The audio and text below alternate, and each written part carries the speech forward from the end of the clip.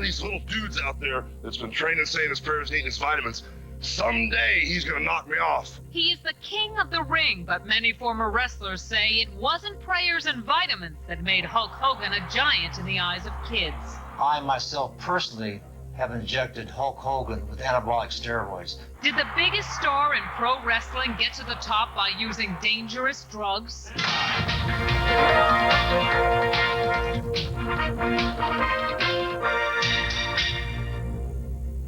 Welcome to Inside Edition. We're glad you've joined us. I'm Nancy Glass. Bill O'Reilly is on assignment. A little later, the curtain comes down on a con man who went after people with talent, beauty, and big dreams. Today, police put the Hollywood huckster out of business. But first, most of us think of professional wrestling as harmless entertainment and Hulk Hogan as the king of the ring. But was there a sinister side to his success? Some people now claim that his hard-muscled good guy image really came from his past use of dangerous drugs. Tony Cox has the story. Pro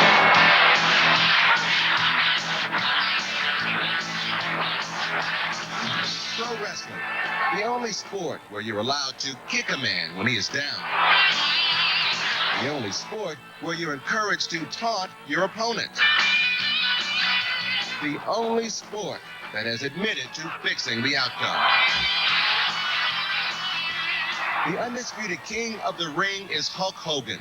Hero to thousands of Hulkamaniacs, as his young fans are called, the Hulkster preaches clean living, prayer, and vitamins as the keys to success.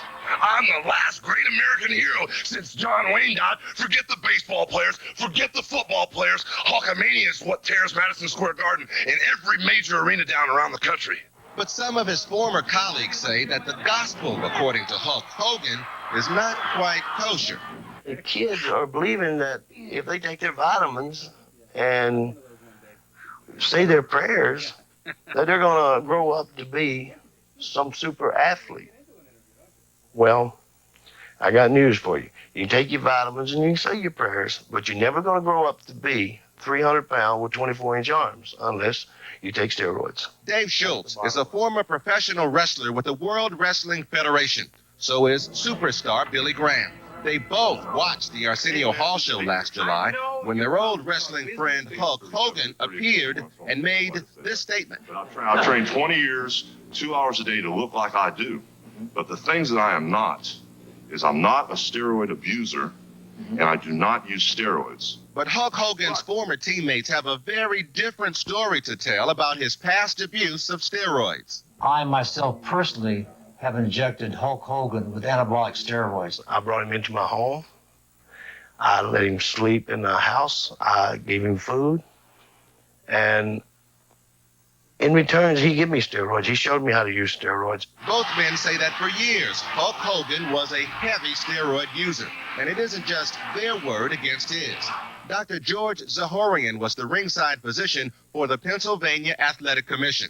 Last June, he went on trial for illegally selling steroids to professional wrestlers. Hulk Hogan was called to testify, but was excused at the last minute. Dr. Zahorian testified he had treated Hulk Hogan for a serious steroid abuse problem with success. Hogan says he only used steroids 3 times for treatment of an injury and under a doctor's careful supervision. Their philosophy was, if I take 1 pill, it's going to make me strong. If I take 10 pills, it's going to make me 10 times stronger.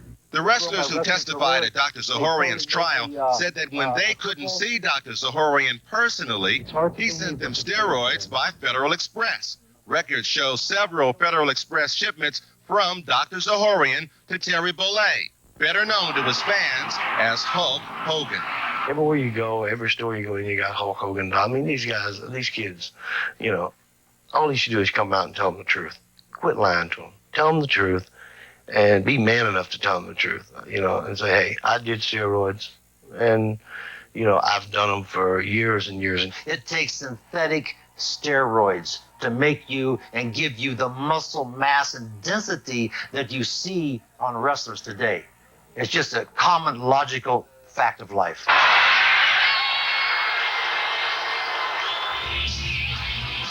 Both Hulk Hogan and the World Wrestling Federation denied our request for interviews. The WWF recently began random testing for drugs, including steroids. But Dave Schultz has little faith in the WWF's testing program.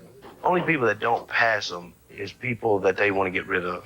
They're keeping all the tests confidential. I think it's a joke. It's just something else to cover it up. I mean, you know, it takes a fool to look at these guys and say they're not on steroids. Billy Graham, World Wrestling Federation champion of 1977, is retired now. He suffers from devastating physical problems caused, he believes, by his years of steroid abuse. He wants people to see the price he paid for his moment in the wrestling spotlight. Billy, what is it that you want from all this? What is it that you want the Hulk to do? I want him to be honest.